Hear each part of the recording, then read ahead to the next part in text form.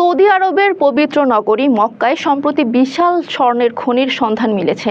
প্রায় ১২৫ কিলোমিটার এলাকা জুড়ে বিস্তৃত এই খনিজ ভাণ্ডারকে দেশটির ইতিহাসের অন্যতম বৃহৎ আবিষ্কার হিসেবে দেখা হচ্ছে। নতুন এ সোনার খনি সৌদির অর্থনীতিতে এক নতুন সম্ভাবনার দ্বার খুলে দিয়েছে। তবে ইসলামী গবেষকদের একাংশ এই আবিষ্কারকে কিয়ামতের আলামত হিসেবে উল্লেখ করায় বিষয়টি নিয়ে শুরু হয়েছে বিতর্ক।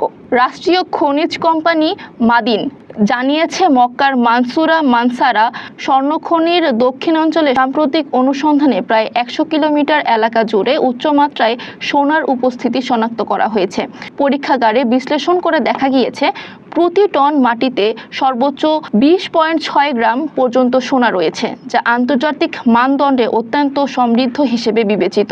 মাদিনের প্রধান নির্বাহী রবার্ট উইল বলেন, এই আবিষ্কার মক্কাকে বৈশ্বিক স্বর্ণ মানচিত্রে নতুন উচ্চতায় নিয়ে যাবে।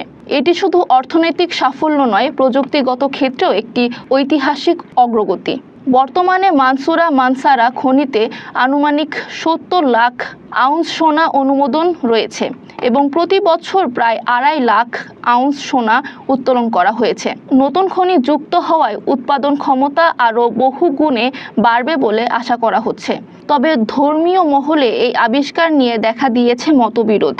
অনেক ইসলামী গবেষক মক্কায় স্বর্ণখনিকে হাদিসে বর্ণিত কিয়ামতের আলামতের সঙ্গে তুলনা করছেন।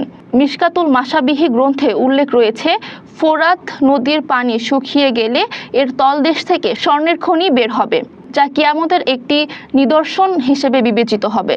তবে সৌদি আরবের বর্তমান বা সদ্য আবিষ্কৃত কোনো স্বর্ণখনি ফোরাত নদীর কাছাকাছি নয়। ফলে অনেক আলেম মনে করছেন, এই খনির আবিষ্কারকে সরাসরি সেই ভবিষ্যৎবাণীর সঙ্গে সম্পর্কিত বলা কঠিন নয়। অন্যদিকে কিছু গবেষক মনে করছেন, পৃথিবীর দ্রুত পরিবর্তনশীল ভূতাত্ত্বিক ঘটনা প্রবাহ হয়তো ভবিষ্যতে এই হাদিসের তাৎপর্য নতুনভাবে প্রমাণ করতে পারে।